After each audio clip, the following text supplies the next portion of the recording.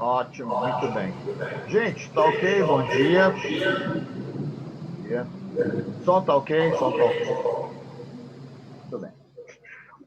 Hoje vamos tentar terminar essa parte de raízes, ok? Bom, eu vou deixar alguns exercícios. Esses slides vocês já receberam na aula passada. Ah, a Isadora ela tá falando que tá dando eco.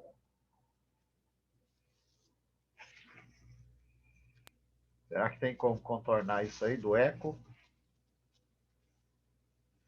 Conseguiram contornar aí? Muito bem. Esse exercício 2, eu vou deixar para isso. Eu vou deixar para vocês olharem com mais calma, tá? Mas eu queria comentar algumas coisas aqui.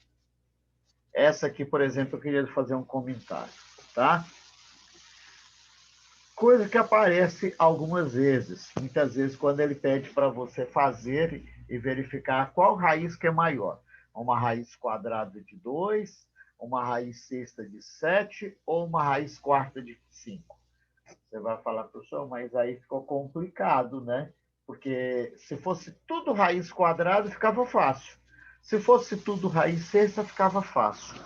Se tudo fosse raiz quarta, ficava fácil. Aqui ele trouxe um de índice 2, um de índice 6, um de índice 4. Aí você vai falar assim, meu Deus, o que eu faço nesse caso? Pois é, nesse caso, pessoal, toda vez que você tiver raiz, que os índices sejam diferentes, o que você vai fazer? Você vai fazer o MMC desses índices. No caso aqui do índice 2, do índice 6 e do índice 4. Tá? Vou repetir, hein? Quem tiver facilidade de esquecer isso, escreva aí no seu fichário, né? Faz um post-it aí para mim. Quando você tiver raízes de índices diferentes e você tiver que fazer a comparação, pode escrever comparação de raízes de índices diferentes. Passo número 1. Você vai tirar o MMC dos índices. No nosso caso, você vai fazer o MMC do 2, do 6 e do 4. Tá? Você vai fazer o MMC do 2, do 6 e do 4. Concordam que o MMC aí é 12? Concordam que é 12, pessoal? O MMC? Vamos lá de novo. Nicole, ó. Toda vez que o índice for diferente, índice você lembra, o índice é o que indica a raiz, viu, Nicole? O índice é aquele númerozinho que indica a raiz, ó. Aqui, por exemplo, o índice é 2, aqui o índice é 6, aqui o índice é 4. Certinho, Nicole? Esses são os índices. Nicole, ok? Ok. Então, o que você vai fazer? Você vai fazer o MMC, o mínimo múltiplo comum do 2, do 6 e do 4. Tá? Qual que é o MMC do 2, do 6 e do 4? Dá 12, se você fizer. Tá? Aí já vou deixar uma coisinha para você relembrar do Nicole, como é que tirava o MMC. Dá uma recordada. Foi a primeira coisa que nós falamos esse ano, o MMC. Olha o tanto que é importante aqui. Ah, eu achava que MMC era só no denominador, na raiz também, quando eles têm índices diferentes. Tá? A única coisinha que ele não vai falar para você, fala assim, aluno, o índice é diferente, você tem que tirar o mínimo. Então, é obrigado a fazer isso. Quando que isso se torna obrigatório? Vai se tornar obrigatório quando você fizer o quê? Quando você tirar o MMC. Então, quando que você vai tirar o MMC? Quando os índices forem diferentes. Professor, mas se os índices forem iguais? Se os índices forem iguais, você vai olhar só o radicando, só o número que está dentro do radical. Quanto maior o número que estiver dentro do radical, que é o radicando, maior é a raiz. Ah, então é dessa maneira? É. Então, mínimo 12, tá? O que eu vou fazer com esse 12? Ó, o que eu vou fazer com esse 12? Preste atenção. Eu vou pegar esse 12 e dividir pelo 2, tá? Eu vou pegar esse 12 e vou dividir pelo 2. 12 dividido por 2 dá quanto? Dá 6. Aí você fala, professor, o que eu vou fazer com esse 6? Aí você multiplica pelo 1. Que 1 é esse? 1 era o expoente que estava lá dentro. Quando você multiplica 1 por 6, dá quanto? Dá 6. Então, aqui vai ficar raiz 12ª de 2 elevado a 6. Pessoal, mas quanto que é 2 elevado a 6? 64. Exatamente. O índice, você divide, viu, Bernardo? Você divide pelo índice anterior. Porque agora, quando você fez o MMC, o mínimo deu 12. Então, você vai pegar esse 12 e vai dividir pelo 2. Você vai falar, não tinha esse 2. Gente, quando não tem o índice lá, o índice é 2. Então, divide 12 por 2, que dá 6. Aí você fala, o que você faz com esse 6? Você vem aqui dentro e multiplica pelo 1, que o expoente dele é 1. Não tinha expoente é 1. 1 vezes 6 dá quanto? Dá 6. Então, dá raiz 12ª de 2 à sexta. Aí você vai falar, 2 à sexta não é 64? Isso, vou fazer 64 aqui. De novo, no segundo, vou pegar o 12 e vou dividir por quanto? Por 6. Quando eu divido 12 por 6, dá 2. Multiplico pelo expoente do 7, que é 1, então fica 2. E 7 ao quadrado é quanto? 49, né? 7 ao quadrado é 49. Aí você vai falar, e o último que está lá? Ó, 12 dividido por 4 dá 3. 3 vezes 1 dá quanto? Dá 3. 5 ao cubo é quanto? 125. Então, aí você vai falar assim, como é que eu vou comparar esses três agora, professor? Ele pediu o maior ou menor? Pediu o maior. Agora ficou fácil, porque aqui eu tenho raiz 12ª de 64, eu tenho raiz 12ª de 49, aqui eu tenho raiz 12ª de 125. Aí você vai falar assim, professor, mas como é que eu comparo isso aí? A maior raiz que eu tenho aqui é aquela que, logicamente, o radicando. O que é o radicando? O número que está lá dentro da raiz é maior. Por que você vai comparar os números que estão dentro da raiz? Porque agora o índice ficou igual. Ah, então o maior aqui é a raiz 12ª de 125? Isso. Só que eu não posso deixar na minha resposta raiz 12ª de 125. Dos três que estão aqui, o maior é raiz 12ª de 125. Só que na minha resposta eu não posso escrever isso.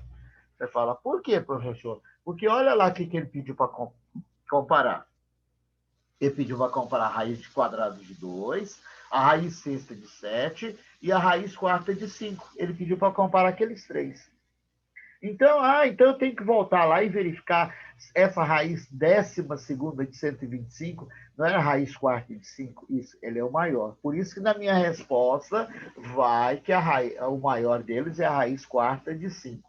Então eu não posso escrever que a raiz 12ª de 125. Não, porque ele não pediu para comparar esse número. Você só utilizou para ficar mais fácil a comparação. Tá? Então, toda vez, não importa se o exercício está pedindo maior, se está pedindo menor. Toda vez que ele pedir uma raiz, toda vez que ele pedir para comparar raízes, não importa se é o maior, se é o menor, tá? Se ele mandar fazer isso aí, o que você vai fazer? Primeira coisa que você vai olhar, se os índices são iguais. Ah, mas se os índices forem iguais, bacana, ficou fácil de comparar. Se todos os índices fossem iguais, ficava fácil. Por quê? Porque maior vai ser aquele que o que está dentro do radical é maior. O radicando é maior. Tá? Agora, não é sempre que vai pedir o maior. Tem hora que ele pede o menor. Tem hora que ele pede para escrever em ordem crescente. Gente, quando fala ordem crescente, não esqueça que você vai escrever do menor para o maior. Nesse caso aqui, se ele pedisse em ordem crescente, se fosse em ordem crescente, seria a raiz sexta de 7, depois viria a raiz quadrada de 2, e aí, por último, viria quem? A raiz quarta de 5. Você fala assim, por que você escreveu primeiro, quando se fosse em ordem crescente, primeiro você escreveu a raiz sexta de 7? Porque você percebe que dos três, o menor deles é a raiz sexta de 7. Depois iria quem? A raiz quadrada de 2. Depois iria quem? A raiz quadrada de 5. Tá? Isso seria ordem crescente. O que é ordem crescente? Cuidado com isso, hein? quando fala ordem crescente, cuidado para não pensar que é ordem crescente do índice. Não tem nada a ver. Tá?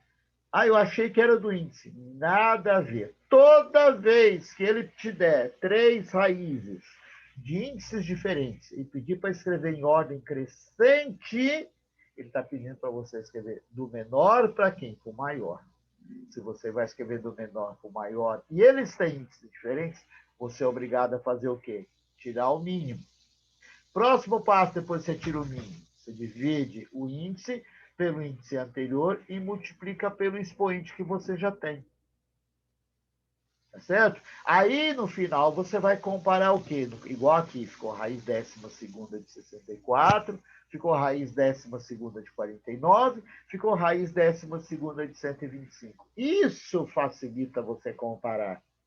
Cuidado com isso, quando ele pedir para escrever quem que é o maior, quem é o menor, escrever em ordem crescente. Tá? Olha tanto que isso é importante. Tá? Ok?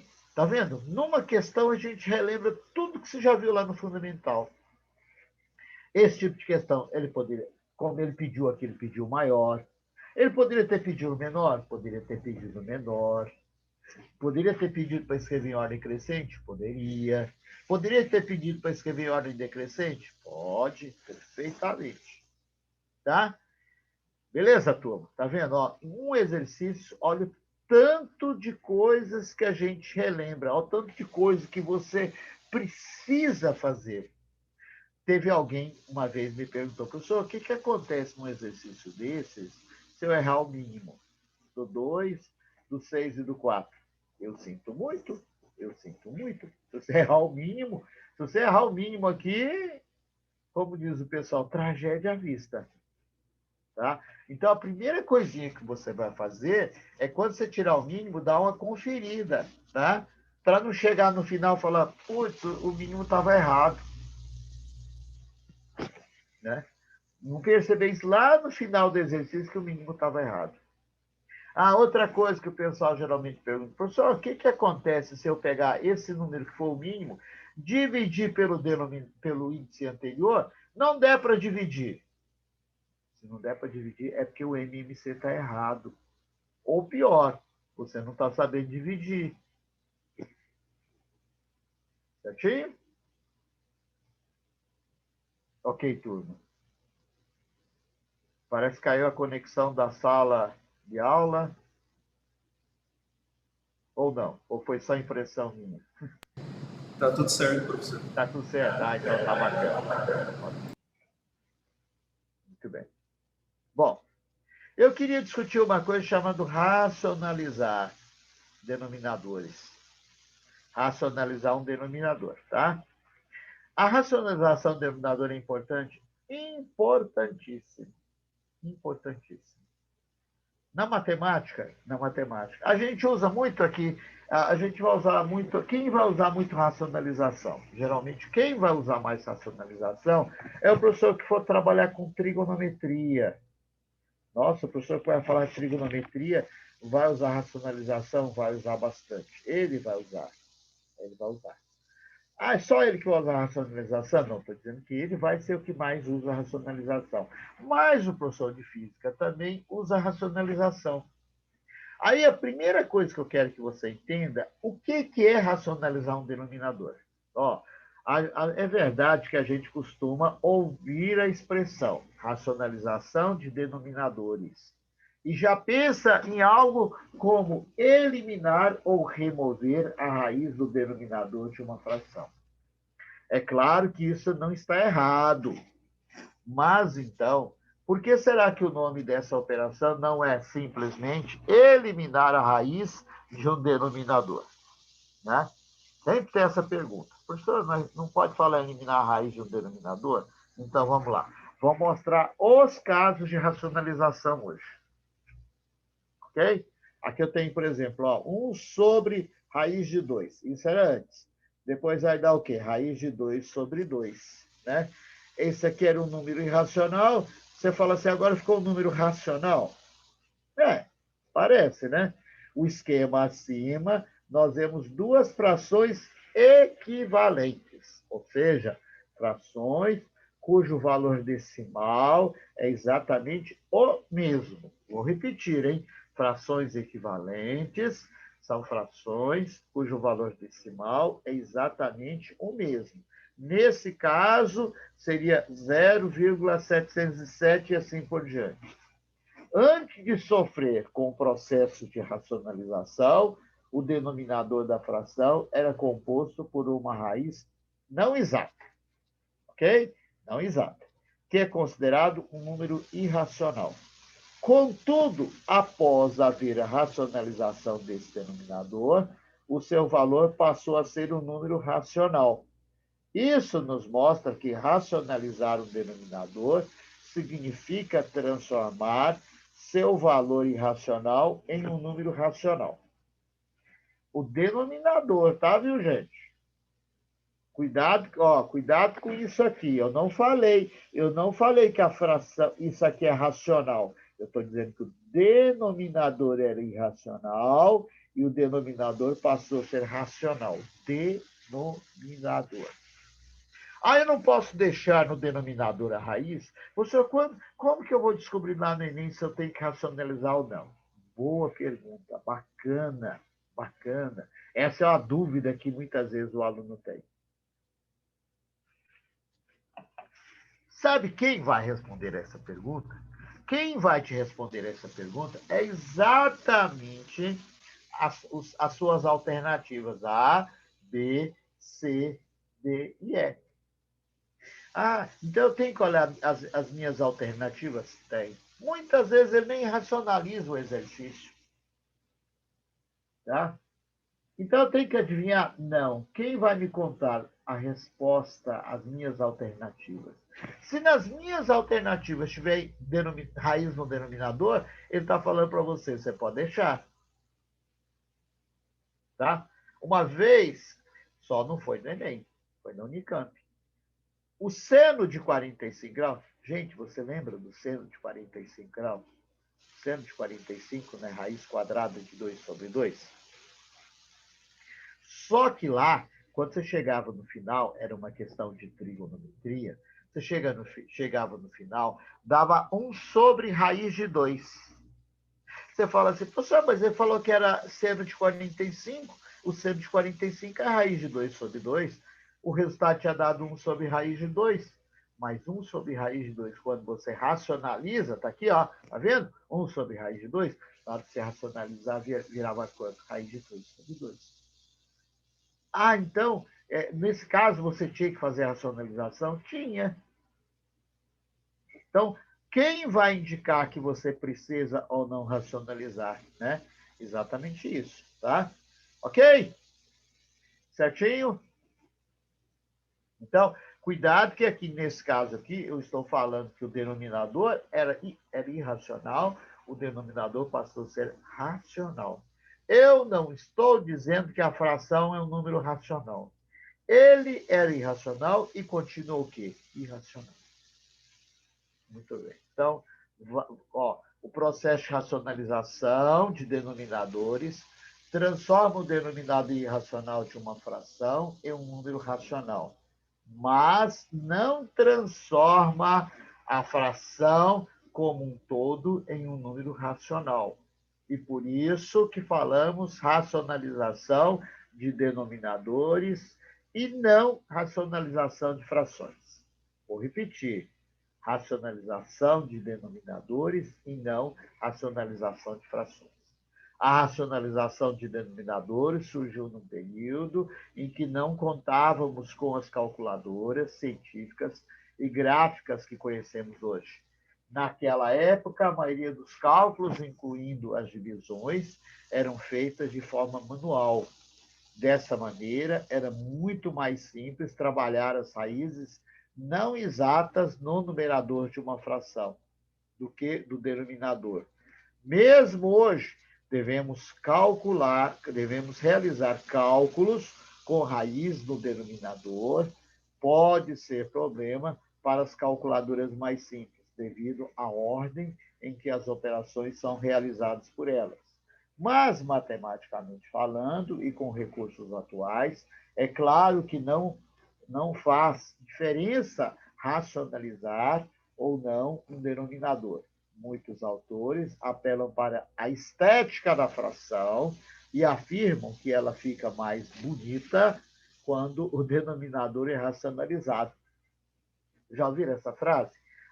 O resultado fica mais bonito se você racionalizar. Então, se vai ficar mais bonito, se não vai ficar mais bonito, tá? Vai ficar mais bonitinha, se não vai ficar mais bonitinha. Quem vai falar isso aqui para mim na questão? As minhas alternativas. Por favor, olhem as alternativas antes de racionalizar. Antes de racionalizar. Por quê? Porque se você fizer e não precisar, você fala assim, nossa, eu perdi tempo. Né? Você vai falar, poxa, eu perdi tempo, perdeu. Aí já é tarde. Né? Ok? Então, se você tem ou não que deixar mais bonito a questão, você vai olhar para as alternativas. Lá nas minhas alternativas, nem o denominador tinha raiz. É porque ele racionalizou, então, o resultado. Tá? Então, eu percebo que ele racionalizou, você não deixou nenhuma raiz no denominador? Isso. Todas as raízes estavam no denominador. Então, ele está dizendo, coleguinha, amiguinho, você não precisa racionalizar. Certinho? Ok? Então, essa história assim, de falar assim, vai ficar melhor se você racionalizar, se não vai ficar melhor se você não racionalizar, não tem isso aí. Contudo, isso é apenas uma questão de preferencial. Nenhum resultado fracionário pode ser considerado errado porque o seu denominador não foi racionalizado. Tá? Certinho? Agora, deixa eu fazer aqui um parênteses. Aí o professor fala assim, tem professor que desconta ponto. Aí o que você faz? Você vai falar para ele, fala assim, professor, eu que vou racionalizar sempre o resultado? Sim. Ele vai falar sim. Então, toda vez que você estiver fazendo questão daquele professor, você vai racionalizar o denominador. Tá? Agora, lá no Enem, como que eu vou perceber se precisa ou não racionalizar as minhas alternativas? Tá? Já aconteceu isso de não ter racionalizado o resultado do Enem uma vez. Uma vez. Mas já basta, né? Já basta para saber que ele pode fazer isso. Ok? Ó, coloquei aqui algumas raízes. Né? 1 sobre raiz de 3, 2 sobre raiz de 2, raiz de 9 sobre raiz de 3, raiz quadrada de 5 sobre raiz quadrada de 7, 3 sobre raiz de 5, 2 sobre raiz de 10, 5 sobre 3 raiz de 2, 6 sobre raiz de 6. Né? Quando o denominador de uma fração é composto por uma única raiz quadrada, ou seja, por um radical de índice 2,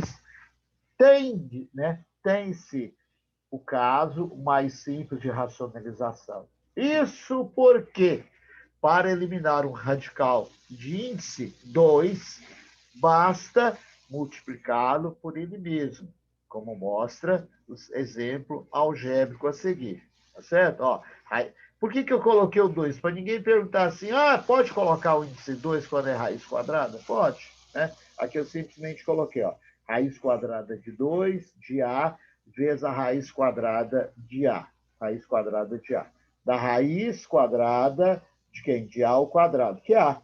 Assim, é possível concluir que o fator racionalizante, ou o fator que elimina o radical de índice 2, é ele próprio. Então, qualquer um desses casos aqui, então eu vou multiplicar pelo próprio denominador, bacana. Só que você vai multiplicar o numerador e o denominador. Tá? Cuidado para não falar assim, você vai multiplicar, cuidado para não multiplicar só o numerador. Você vai multiplicar o numerador e o denominador pelo valor da raiz. Aí você vai dizer assim, e se você tivesse isso aqui, ó, 2 sobre raiz quinta de 9, 1 sobre raiz cúbica de 2. Agora você está vendo que eu coloquei um índice diferente de 2? Aqui eu disse assim, ó, índice 2. No índice 2 é o tranquilo, né? Você vai multiplicar pelo denominador. Você vai multiplicar o numerador e o denominador por quê? Aqui no caso por raiz de 3, aqui pela raiz de 2, aqui pela raiz de 3, aqui pela raiz de 5, aqui pela raiz de 10, aqui pela raiz de 2, pela raiz de 6 e pela raiz de 7. Estão vendo aqui? Agora, nesse caso aqui, a coisa complica um pouquinho, mas vamos lá, vamos entender, tá? Quando o denominador de uma fração é composto por um radical de índice maior do que 2, maior que 2, quer dizer, o índice pode ser 3, o índice pode ser 4, o índice pode ser 5, ou seja, uma raiz cúbica, uma raiz quarta, uma raiz quinta, e por aí vai. O processo de racionalização se torna um pouquinho mais complicado. Isso porque, para eliminarmos um radical de índice maior do que 2, não basta multiplicá-lo por ele mesmo, como mostra o exemplo a seguir. Está aqui, ó. Vejam que não foi possível eliminar o radical do exemplo, porque o expoente de A2 não era igual ao ao valor do índice de raiz 3. Por isso, quando o denominador de uma fração possui um único radical de índice maior que 2, o fator racionalizante é também um radical de mesmo índice, mas com uma pequena mudança no expoente do radicando A. Esse expoente deve ser um valor que, quando somado ao expoente do radicando original, resulte o índice da raiz. Isso é uma coisa que ninguém fala para vocês lá no Fundamental. Ninguém racionaliza isso. E isso aparece de vez em quando. Aí o povo desespera. Por isso que eu coloquei aqui essa, como diz, a regrinha, como vocês gostam. Tá? Quem já viu já deve ter visto isso aqui lá. Aí você vai falar assim, como é que é isso aqui, professor? Ó, raiz cúbica de A vezes raiz cúbica. Aí você fala assim, professor, de onde você arrumou esse 2 que está aqui? Preste bastante atenção. De onde que apareceu esse 2, né? De onde que apareceu esse 2? Esse 2 vai aparecer assim, ó. O expoente do radicando original é quanto? É 1. O expoente de A é 1. O expoente do radicando do fator racionalizante é 2. Por que que é 2? Porque você vai fazer assim, ó. O índice aqui é 3. Olha o que você vai fazer. Você vai pegar o 3 menos o expoente. Qual que era o expoente? O expoente não apareceu. O expoente era 1. Então, você pega o índice, que é 3, menos 1, que vai dar quanto? 2. Então, aqui vai ficar raiz cúbica de A ao quadrado. Então, vou repetir, tá? Raiz cúbica de A vai multiplicar pela raiz cúbica de A ao quadrado. Por que tem que ser A ao quadrado? Tem que ser A ao quadrado porque você vai fazer 3 menos 1. Dá quanto? 2. Esse é o fator racionalizante. Toda vez que o índice for maior que 2, não esqueça, você tem que pegar o índice menos o expoente. O índice menos o expoente. Tá? Outra coisa, assim, agora outra coisa importante. Aqui tem 10 sobre raiz de 2 mais raiz de 3, 5 sobre 2 mais raiz de 3, 1 sobre raiz de 3 menos raiz de 2, 8 sobre 1 menos raiz de 2, 7 sobre 4 mais raiz de 2. Isso, nos livros de fundamental, aparece como segundo caso. Né? Assim, para ficar mais fácil descobrir o fator racionalizante, aqui, ó. Primeiro, observe que o índice da raiz é e que qual é o expoente do radicando. Isso aqui só para explicar isso aqui, ó. Agora, quando o denominador de uma fração é composta por uma soma ou uma diferença, vou repetir, hein? Quando tiver uma soma ou uma subtração, quando tiver uma soma ou uma subtração, tá? Aqui não tem soma, vocês viram? Ó, aqui não tem soma, aqui não tem soma, vocês viram? Agora tem soma aqui. Toda vez que você tiver uma soma ou uma subtração, então preste bastante atenção. Todos de índice 2, tá? Todos de índice 2. E se aparecer índice 3? Complicou. Complicou. Depois a gente vai falar nesse caso especial, quando o índice for 3. Aí a coisa é complicada. Na verdade, o livro lá do Fundamental fala de 2 casos. Agora nós estamos aumentando, já estamos falando em 3. O que era? O primeiro, quando é por uma raiz quadrada. Segundo caso, que você não tinha visto lá, é quando o índice é maior que 2. E aqui vem o terceiro caso, quando você tiver a soma ou subtração. Quando tiver raiz cúbica, tá? Esqueça por enquanto, nós não vamos mexer com isso aí. Lá no finalzinho do ano a gente vai falar. Depois, se der tempo, a gente fala. Quando chegar em produtos notáveis novamente, alguma coisa de produtos notáveis, a gente vai relembrar isso aí. A gente vai precisar dessa questão do cubo. Aí nós vamos relembrar esse ano em produtos notáveis, cubo da soma e cubo da diferença. Né? Geralmente o pessoal sabe fazer o quê? Quadrado da soma, quadrado da diferença. Quando chega cubo da soma, cubo da diferença, bate um desespero. A gente vai revisar isso aí. E ainda, né, sobre a diferença entre um radical de índice 2 e o número inteiro. Encontra-se o fator racionalizante através de produtos notáveis. Está aqui, ó, produtos notáveis. Tá? Tan, tan, tan. Então, preste bastante atenção nisso aqui. Ó. Que é o... Ó, eu vou repetir isso aqui. No livro do Fundamental, isso aqui era o segundo caso de racionalização. Quando você tem no denominador raiz de A mais raiz de B, você vai multiplicar pela raiz de A menos a raiz de B. Quando você tem raiz de A menos raiz de B, você vai multiplicar pela raiz de A mais raiz de B. Isso é o quê? Isso é o que a gente chama de fator racionalizante. Ah, mas você está racionalizando o número? Não, não estou racionalizando o número.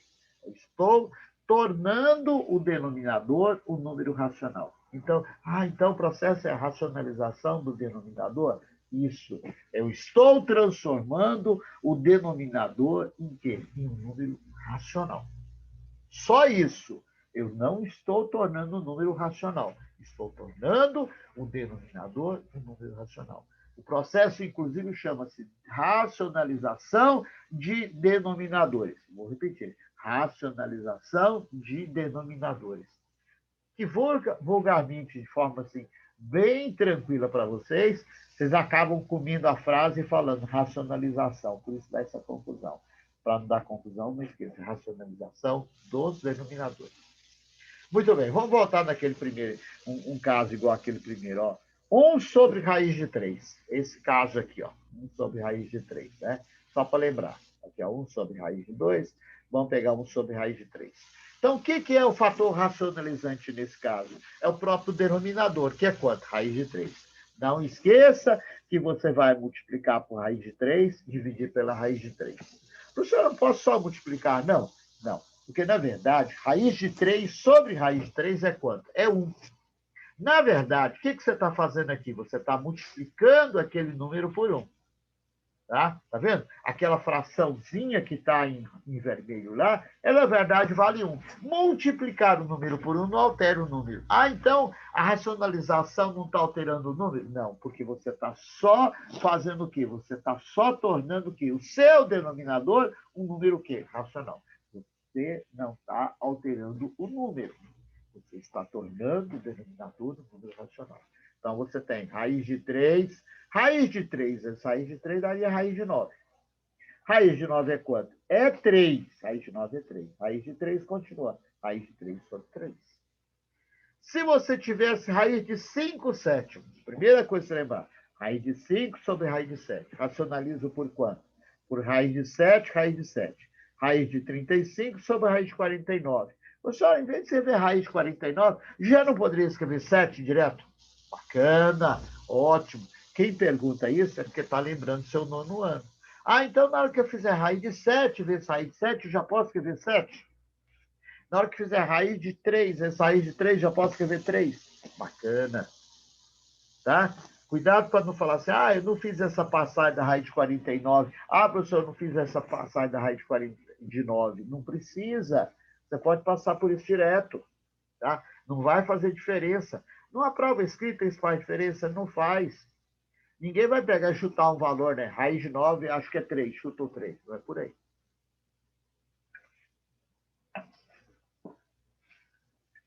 Dá mais uma olhada só para fixar isso aí, para a gente passar para outro caso.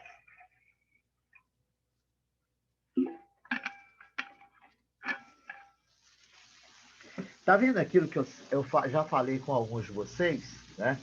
Naquelas orientações de estudo? Pouca gente, primeiro ano, procura essas orientações, né? Quando chega no terceiro, é um monte. Gente, quando a gente faz orientação de estudo, eu não vou ensinar você a estudar, vou te orientar como você estuda. E lá uma das coisas que a gente faz, que a gente pede e que a gente vai pedir bastante durante as aulas para vocês é o seguinte, pessoal, quando você estiver fazendo isso aqui, tá vendo que eu estou criando uns textos aqui para vocês? Estou criando uns textos, porque geralmente a gente, professor de matemática, tem esse defeito, né? A gente cria o dispositivo, mas não escreve lá como é que você vai fazer. A gente está fazendo esses textos aqui, não é para complicar a vida de vocês, não. É porque quando você tiver que revisar isso aqui, quando você estiver lá no terceiro ano, quando você tiver que revisar esse conteúdo, de repente você fala, o que ele fez aqui? Se olhar só aquilo, não resolve. Então, muitas coisas que vocês vão fazer aqui que é da matemática básica, você não pode esquecer isso. Então, uma dessas coisas importantes é o quê?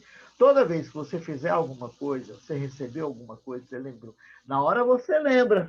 Daqui uma... Professor, Oi, sua aula já acabou. acabou? Ah, então tá ok. Tá ok, muito obrigado. Um abraço, gente. Até mais.